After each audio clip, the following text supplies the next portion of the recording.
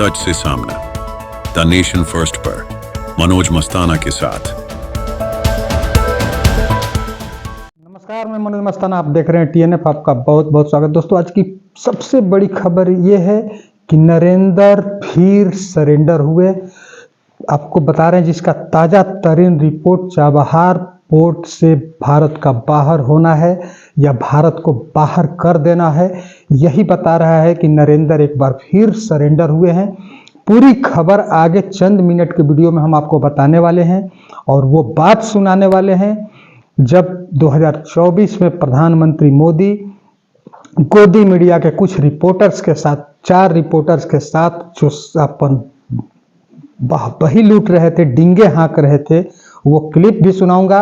और सबसे बड़ी कि चाबहार पोर्ट से बाहर या प्रोजेक्ट से बाहर होने के बाद गोदी मीडिया में सन्नाटा क्यों है, नील बाटा सन्नाटा क्यों छाया हुआ है, गोदी मीडिया इस पर डिबेट क्यों नहीं कर रही है। वो चाटुकार पत्रकार गोदी मीडिया के, वो चापलूस आज कहाँ किस बिल में दुबके हुए हैं कि उनको इस पर एक रिपोर्ट भी दिखाते नहीं बन रहा है। जितनी भी रिपोर्टें आ रही है चाबहार पोर्ट से जुड़ी हुई, वो सारी खबरें डिजिटल मीडिया पर आ रही है। तो इसी का हम इस खबर में विश्लेषण करने वाले हैं। लेकिन उससे पहले आप सबसे गुजारिश है दोस्तों कि आप चैनल पर नए हैं तो प्लीज़ चैनल को सब्सक्राइब करिए, बेल आइकन प्रेस करिए। वीडियो अगर अच्छी लगे तो लाइक, शेयर और कमेंट जरूर करिए।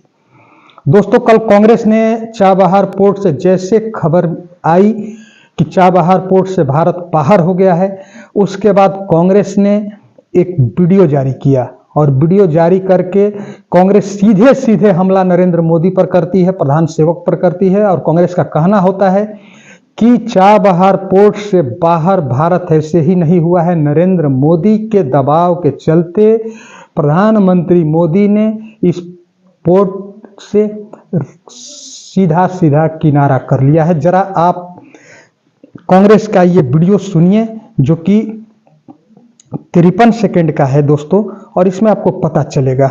नरेंद्र ने फिर किया ट्रंप के आगे सरेंडर। ट्रंप के दबाव में नरेंद्र मोदी ने ईरान के चाबहार पोर्ट से अपना कंट्रोल छोड़ दिया, चुपके से वेबसाइट भी बंद करवा दी। जब एग्रीमेंट हुआ तो नरेंद्र मोदी ने कहा था कि ये मेरी बहुत बड़ी सफलता है। चाबहार पोर्ट का मेरा फाइनल एग्रीमेंट हुआ, ये बहुत बड़ा काम है जी। अब जब पोर्ट का कंट्रोल छोड़ दिया है तो नील बटे सन्नाटा। इस प्रोजेक्ट में मोदी सरकार ने देश की जनता के 120 मिलियन डॉलर लगाए थे, अब वो स्वाहा है। चाबहार कोई आम बंदरगाह नहीं है, यह भारत को अफगानिस्तान और सेंट्रल एशिया से एक सीधा समुद्री रास्ता देता है जिससे हम पाकिस्तान को बाईपास कर सकते हैं, चीन के बेल्ट एंड रोड इनिशिएटिव का मुकाबला भी कर सकते हैं। लेकिन अफसोस, नरेंद्र मोदी ट्रंप के आगे झुक गए और देश का नुकसान कर दिया।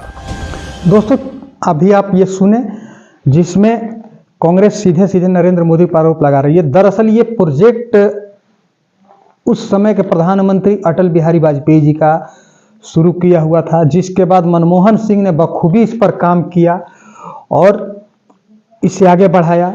जिसके बाद 2024 में प्रधानमंत्री मोदी इस प्रोजेक्ट पर जुड़ते हैं। प्रधानमंत्री मोदी इस पर आकर के सेखी बधारते हैं कि हमने फाइनल एग्रीमेंट साइन किया है, क्योंकि प्रधानमंत्री मोदी की जो खासियत है वो यही है कि काम कोई भी करे, क्रेडिट इनको मिलना चाहिए। चाहे आप चुनाव में भी देख लीजिए, नगर निगम तक का चुनाव का क्रेडिट प्रधानमंत्री मोदी को दिया जाता है, ये लेते भी हैं, बधाई देते हैं। तो हर काम का क्रेडिट पीएम को मिलना चाहिए और इसी का क्रेडिट वो ले रहे थे चंद चापलूस पत्रकारों के बीच और सेखी बधा रहे थे। जरा इसको भी आप सुन लीजिए दोस्तों, क्योंकि ये महज चाबहार पोर्ट का मेरा फाइनल एग्रीमेंट हुआ, ये बहुत बड़ा काम है जी। सेंट्रल एशिया से जुड़ा हुआ मेरा इकोनॉमी का बहुत बड़ा काम हुआ है। लेकिन अब पता नहीं यहाँ अब फर्स्ट हेड टेबल क्या होता है? हेड टेबल क्या होता है? सारी लड़ाइयों के बीच में मेरा चाबहार का एग्रीमेंट हो जाता है। तो मेरे पहली वस्तु ये। दूसरा, किसी तीसरे के आधार पर हम अपनी समझौता नहीं कर सकते। आप सुन रहे हैं, फलाने को बुरा लगेगा तो इससे बात करूंगा तो क्या होगा? जी नहीं, मैं सबसे बात करूंगा। आप सुन लिए। तो ये अपना 40 सेकंड का इनका था और इसमें जो कि कॉपीराइट का है, पूरी वीडियो आदमी सुनाया नहीं जा सकता है। इसमें सुधीर चौधरी, अंजना ओम कश्यप, श्वेता सिंह, ये लोग हैं पत्रकार। श्वेता सिंह माफ कीजिएगा, नहीं है, अंजना ओम कश्यप और सुधीर चौधरी इसमें आपको दिख रहे हैं। तो ये लोग हैं और इन्हीं लोगों के बीच में प्रधानमंत्री मोदी डींगे हाँक रहे थे कि हमने फाइनल एग्रीमेंट साइन कर लिया है।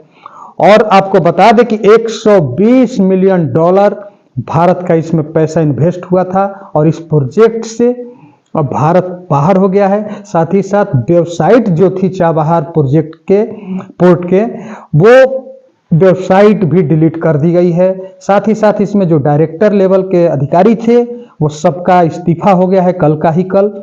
और अब सरकार इस पर कुछ बोल नहीं रही है। तो देश का $120 मिलियन पैसा तो देश का था, बर्बाद हुआ, डूबा। आखिर क्यों? क्या कांग्रेस जो कह रही है कि ट्रंप के दबाव में भारत इस पोर्ट से किनारा किया है या बाहर हुआ है, तो क्या ये बात सही है? क्योंकि अब तो सोशल मीडिया पर इस तरह के पोस्ट भी दोस्तों आ रहे हैं कि ट्रंप के दबाव में क्या क्या प्रधान सेवक ने छोड़ा है, ये लगातार आ रहा है। आपको बता दें कि चाबहार पोर्ट के बारे में बताया जा रहा है कि ट्रंप के दबाव में भारत ने चाबहार पोर्ट से अपना कंट्रोल छोड़ दिया है। वेबसाइट भी डिलीट किया जा चुका है। जब एग्रीमेंट हुआ था तब प्रधान सेवक ने कहा था कि यह मेरी बहुत बड़ी सफलता है। अब जब पोर्ट का कंट्रोल छोड़ दिया गया है तब हर तरफ चुप्पी है, नीलबाटा सन्नाटा है। इस प्रोजेक्ट में सरकार ने देश की जनता का $120 मिलियन लगाए थे जो अब पूरी तरह से डूब चुका है। चाबहार कोई आम बंदरगाह नहीं है, यह भारत को अफगानिस्तान और सेंट्रल एशिया से एक सीधा समुद्री रास्ता देता है जिससे हम पाकिस्तान को बाईपास कर सकते हैं। चीन के बेल्ट एंड रोड इनिशिएटिव का मुकाबला भी कर सकते हैं, मगर अफसोस पोर्ट अब हमारा नहीं रहा या हमें इस पोर्ट से बाहर कर दिया गया।